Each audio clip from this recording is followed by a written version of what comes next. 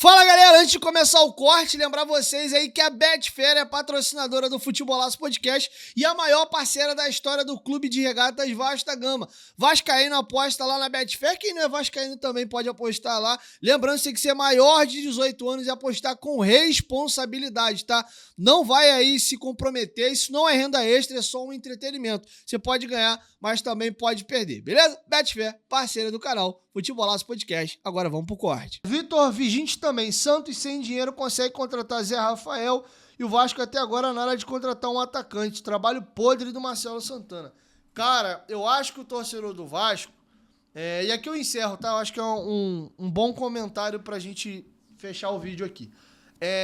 Eu acho que o torcedor do Vasco, às vezes, ele cobra do Pedrinho algo que a galera ainda não entendeu que o Pedrinho não vai fazer, gente. Não esperem do Pedrinho ser um presidente irresponsável. O Pedrinho não coloca a mão onde não alcança. Se o Brian Rodrigues for a solução dos problemas do Vasco, resolver a nossa ponta esquerda, e ele custar algo que o Vasco não tem condição de pagar, ele não vai contratar o Brian Rodrigues.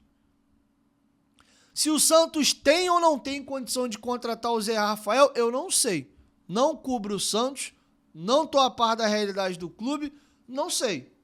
Não foi revelado também os valores da negociação.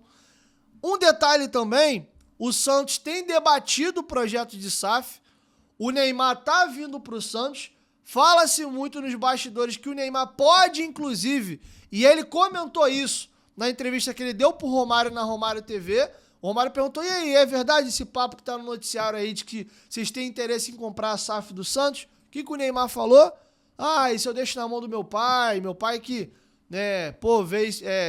se mete nessas coisas de gestão e tal. Se meu pai achar que é um bom negócio e ele quiser tocar, tô dentro. Mas não falou que é um objetivo e tal. Então, assim, pode ser que faça sentido o Neymar vir pra cá e adquirir a SAF do Santos. Assim como o Ronaldo, né, que despontou no futebol brasileiro a nível nacional pelo Cruzeiro. Foi revelado no São Cristóvão aqui no Rio de Janeiro. Comprou a SAF do Cruzeiro. Não se surpreenda, dinheiro que não falta pro Neymar. Então, assim, a gente não sabe que pé tá sendo essa negociação. Às vezes já tem a ver com essa questão. A gente não sabe, tá bom? E outra, tem muitos clubes que fazem maluquice no mercado aí, tá aí o Corinthians aí, ó. Saiu contratando mó galera, começou o ano já naquele sanhaço de novo, empresário alegando calote, clube tal que não recebeu, até agora eles não pagaram o Ranieri lá no Cuiabá. Enfim, então não esperem do Pedrinho colocar a mão onde ele não alcança. Então é isso, o Pedrinho vai fazer o que tiver ao alcance do Vasco. Vamos lembrar também, galera, que a 777, infelizmente é chato ficar falando disso, mas os caras largaram uma herança maldita aí e um saco podre na mão do Pedrinho. Esses jogadores aí que a 777 contratou, ela não pagou quase ninguém, cara. Tanto é que o Vasco tá aí, ó, tá com dívida com o Al-Shabaab pela compra do Paulinho e a ida do Leandrinho pra lá. Inclusive, falei isso pra vocês, vai ter abatimento da dívida que o Vasco tem com o Paulinho.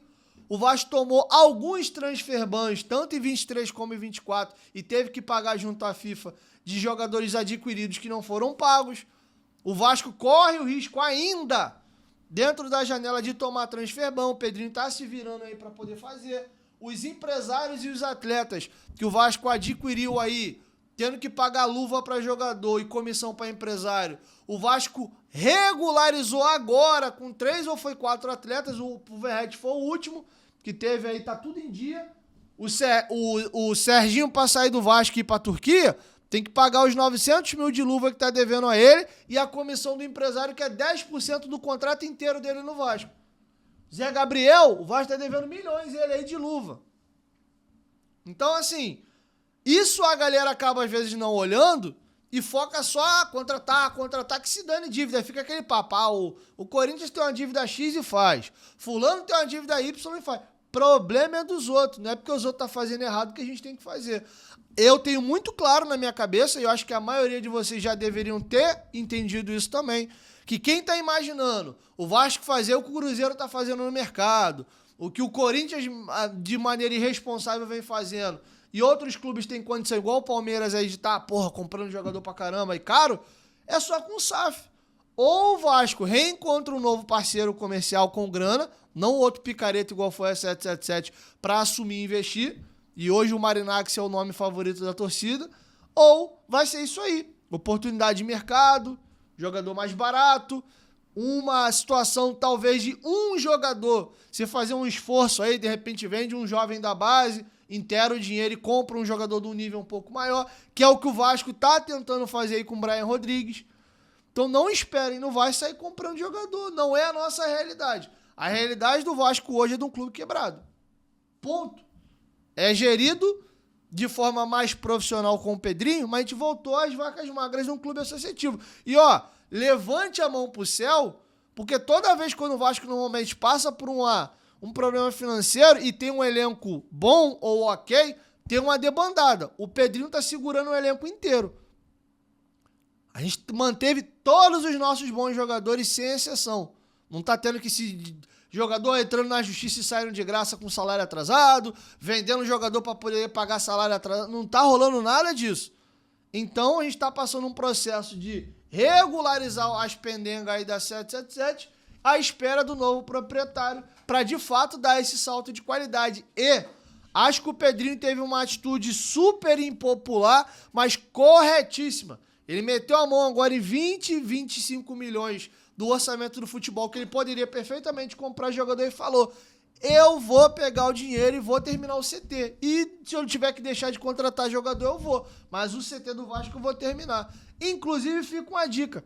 Não sei se vocês assistiram o documentário que o Maxime Domingues acabou de gravar, pra gringa aí, tá em francês. Ele fala da estrutura do Vasco, inclusive, né, que ele anda de carro blindado aqui no Rio de Janeiro, cita onde é situado o CT do Vasco.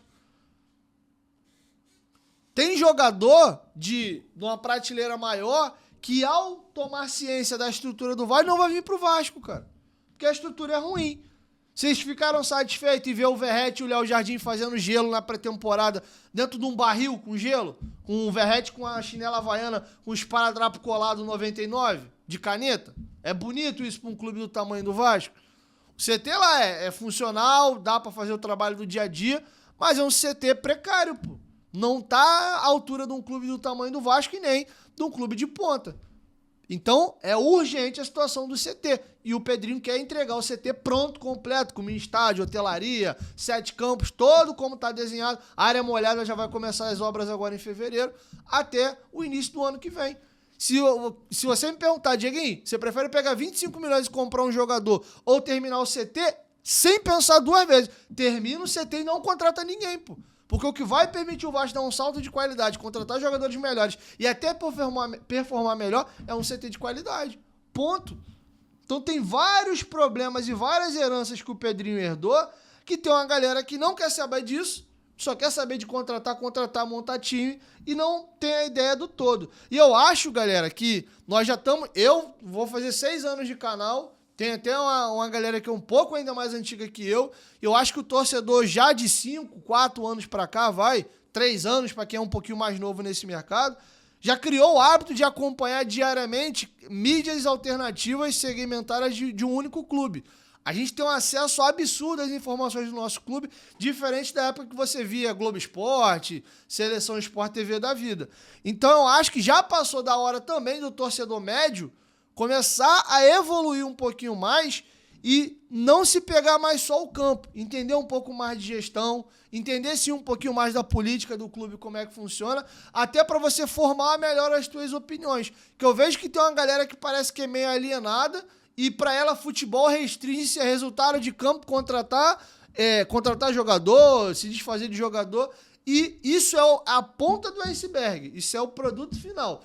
Para a bola entrar, para você fazer gol, para você ganhar campeonato, tem todo um backstage, tem toda uma estrutura por trás que vem de investimento na base, de estrutura de bons profissionais e estrutura física que tem a ver com centro de treinamentos e estádio. Pode pegar a arrancada dos últimos clubes brasileiros que foram campeões, a maioria ou construiu uma arena nova ou, no caso do Flamengo especificamente, se valeu de um bem público que ele passou a gerir. O Flamengo deixou de ser locatário do Maracanã para ser gestor. E olha a receita que o Flamengo e o Fluminense fazem no Maracanã, principalmente o Flamengo, com o tamanho da torcida que tem, a média de ocupação com o estádio e com os ingressos que eles desfolam mesmo a galera, e o time tá ganhando, a galera paga e não tá nem aí. Inclusive, sócio torcedor do Flamengo é piara de caro. Já vi que teve uma gritaria esse ano aí, porque o Diamante, que tinha direito a 50% da meia entrada, não tem mais. Tem uma galera que... Bizarro, os caras pagam 300 cacetada por mês no sócio torcedor e agora não tem nem mais direito a meia entrada da meia, né? Então já tem uma galera que eu acho que vai abrir o bico. Enfim, então acho que é isso, tá bom? Acho que eu consegui responder a tua pergunta. Então vamos analisar um pouco mais o todo. Ah, por que eu não tô comprando um jogador? Pô, meu clube tá errado e não tá saindo socando dinheiro no mercado ou fazendo dívida? Porque uma coisa é você honrar, comprar bonitinho lá, pá, pagar as parcelas ou pagar... Outra coisa é tu sair dando pinote nos outros aí. Ah, que se dane. Pega um trouxa aí, fala que vai pagar X, traz o cara e desculpa o termo, a trolha fica pro outro. E aí, galera, curtiu o corte? Aproveita dessa moral, se inscreve aí no canal. Novos episódios vão ao ar entre 1 e 2 vezes por semana e os cortes estão aqui no canal todos os dias. Muito obrigado, espero que vocês tenham gostado do nosso conteúdo. Dá essa moral, se inscreva aí no canal e até o próximo episódio ou próximo corte.